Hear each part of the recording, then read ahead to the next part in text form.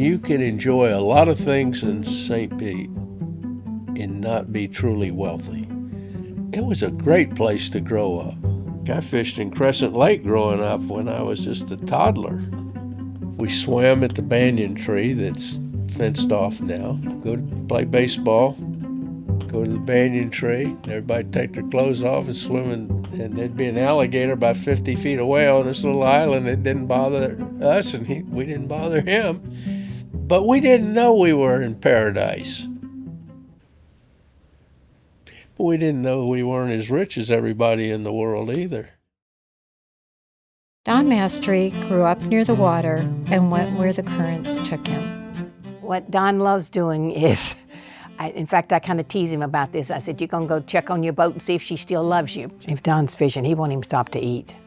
He's more into filling the boat rather than a big fish. The most fish we ever caught in one day, he and I together, we caught 15 tarpon. You know how big they are. And we got to go home at 5 o'clock that day. It took me 2 days to recover though. I was born in November, but June is tarpon season. So at 6, 7 months old, I was on the boat.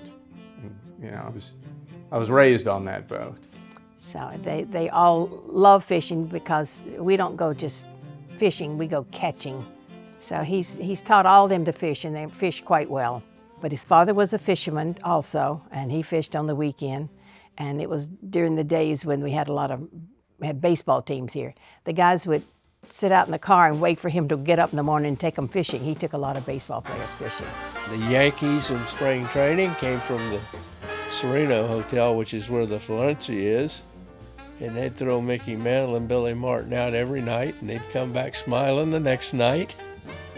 Downtown was really a booming downtown. I never had a goal to be something. Of course, starting out, you had to be a certain successful just to feed yourself and your family. I mean, that was some pressure. But it wasn't because I was smart. My whole life is a coincidence and nothing's planned. It just happens. I was actually going to go into advanced ROTC, and I went over to turn my application in, and they were playing flag football, and I started playing on a football game and decided not to turn it in, decided to go to law school instead, and took some tax courses, and then I went to NYU and got a master's of law in tax. But it didn't take me 35 years to know that I probably didn't belong up there. He says life was a coincidence, but I think it was a lot of hard work.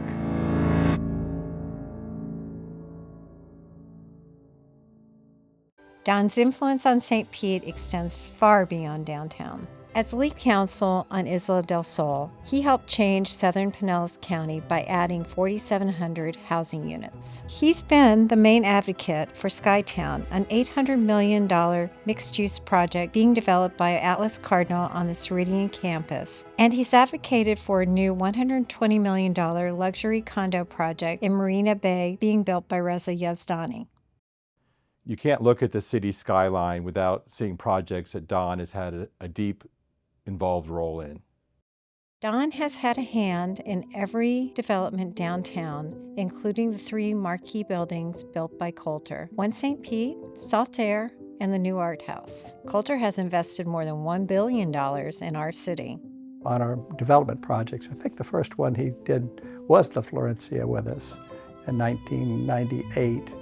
He did the Florencia, Roland Place, Ovation.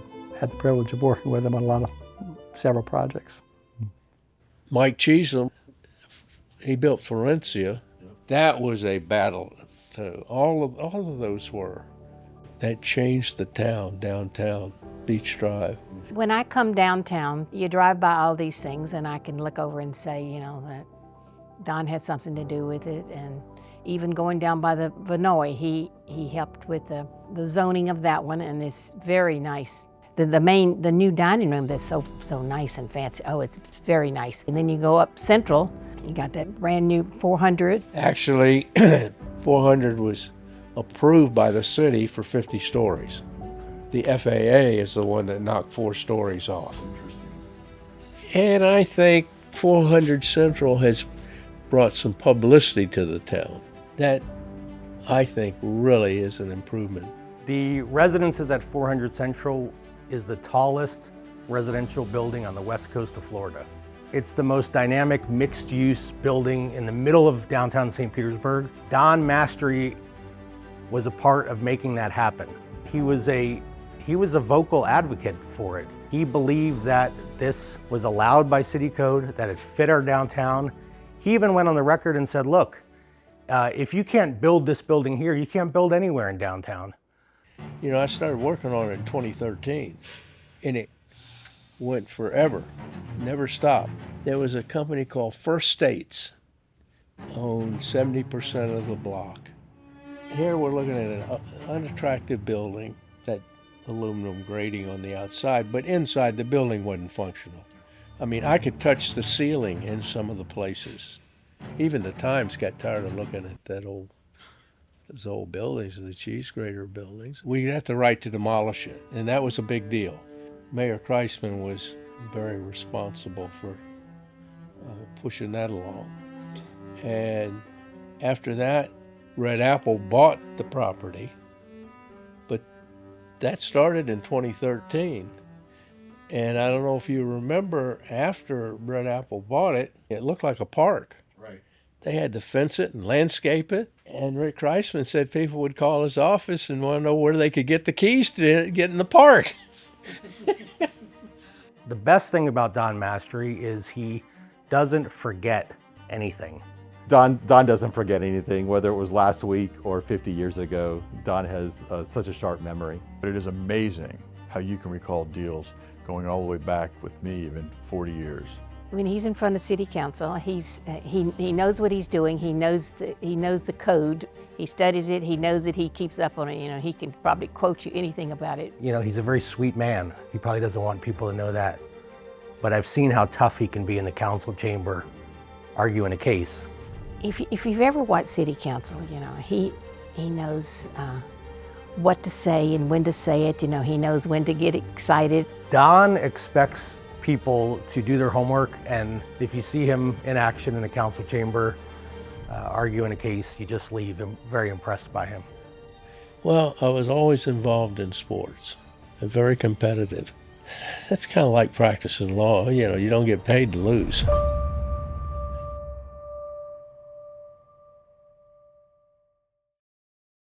I love how much Don loves St. Pete. St. Pete is such a great place because of its walkability, its public park system, and its arts culture, its creative class that it's welcomed in. And people want to live in St. Pete. They just don't want to come visit. They want to live here, and that's what makes a really outstanding city. While the city has changed, so have I. But the water is probably a big thing for me. I mean, we live on a city surrounded by water, and you get from the bay to the Gulf in, you know, a matter of minutes. I give credit to the city. The biggest asset we have is the park system that preserved the waterfront. Most towns, they'd put those buildings right on the water and nobody ever see it or enjoy it. And that separates us from almost everywhere else. You know, I hope the skyline and the city itself, will continue to be, inspirational, inclusive, welcoming, and vibrant. To me, those are the key characteristics, of a great city. When I was younger, Central Avenue and its energy and the nightlife was a very exciting place to be.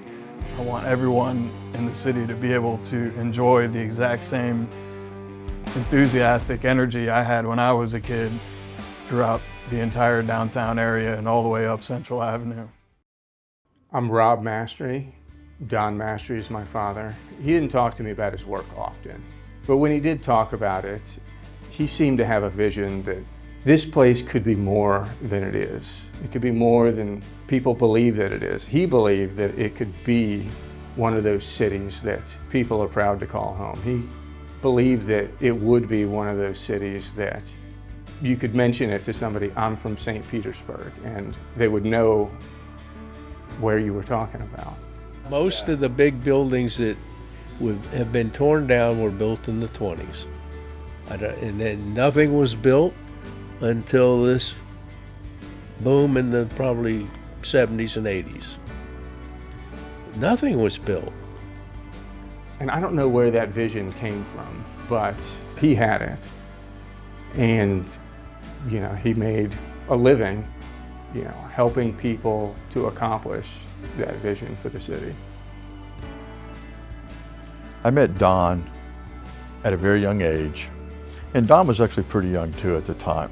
I have been so blessed in my life to have had Don not just be a part of it, but to become a dear friend through all these years, and for him always to be there for me, for my family, and for the respective companies out there, and for him always to have St. Petersburg's back through that whole process.